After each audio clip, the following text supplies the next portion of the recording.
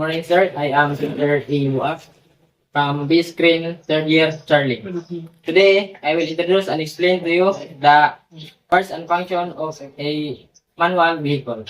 So first, this is the plate number used for identification and registration. Next, this is a car bell to protect the engine inside. And this is the car hood to cover the engine inside. And this is the headlight and signal light. The headlight is used for lighting and the signal light is for signaling. This is the windshield to protect the driver inside.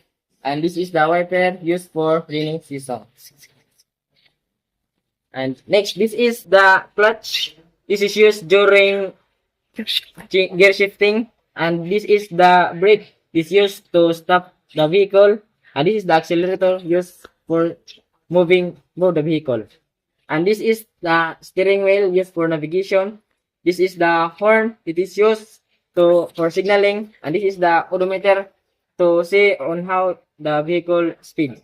And this is the rear view mirror to see the following vehicle. And this is the front seat. This is for the driver seat and the passenger seat. And this is a gear shift. It is used for gear shifting. And this is the back seat. It is for passenger also. This is a steering wheel used for emergency. And this is a tail light used for signaling also. Next is this is a fuel bar. This is how where you put the gasoline. And this is a fuel tank. This is where you store the gasoline. And that's all. Thank you.